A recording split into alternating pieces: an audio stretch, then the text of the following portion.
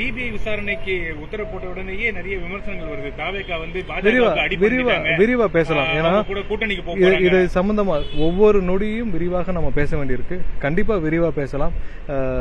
ஏன் இதுக்கு முன்னாடி திமுக வந்து எல்லா விஷயத்திலும் சிபிஐ விசாரணை கேட்டு திமுக எத்தனை சிபிஐ விசாரணை கேட்டிருக்காங்க. அப்ப திமுக தான் இதுல அப்ப இருந்த தேசிய மத்திய அரசோட கூட்டணியில் இருந்தாங்களா என்ன? அதுக்கும் இதுக்கும் சம்பந்தம் எல்லாம் வந்து இப்ப இங்க மாநிலத்தில் சிபிசிஐடி விசாரிக்காங்கன்னா அப்ப மாநில அரசோட கூட்டணியா? ஒரு ஏஜென்சி விசாரிக்கணும்னு உச்சநீதிமன்றம் சொல்லியிருக்கு. ஸோ அதை நம்ம கண்டிப்பாக மதிச்சு செயல்பட வேண்டும்.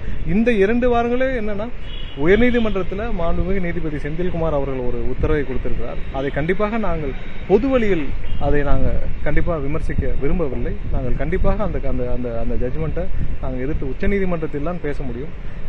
கண்டிப்பாக அதுக்காக நாங்கள் காத்திருந்தோம். இது அதுக்கான நீதி வழங்கப்பட்டுள்ளது. இது விரிவா நம்ம பேசலாம்.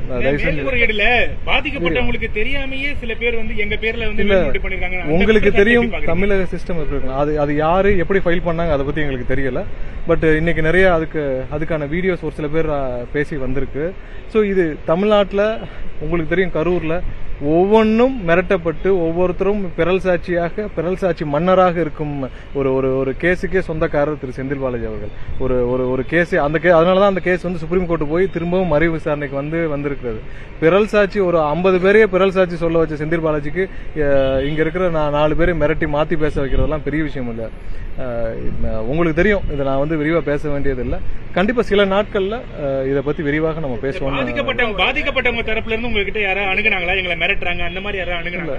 இதை பத்தி இது வரைக்கும் அந்த மாதிரியான மூலத்தை நாங்க வைக்கல. ஒருவேளை எங்க நிர்வாகிகள் யார்கிட்ட பேசிருக்காங்கன்னு தெரியல. இது வரைக்கும் எனக்கு அந்த இன்ஃபர்மேஷன் நாங்க எங்களுடைய முழு கவனமும் இதுல இருந்தது. கண்டிப்பாக அப்படி யாரு மிரட்டினாலும் அது உண்மை ஒரு நாள் வெளியே வரும். ரொம்ப நாளா இதெல்லாம் தள்ளி போட முடியாது.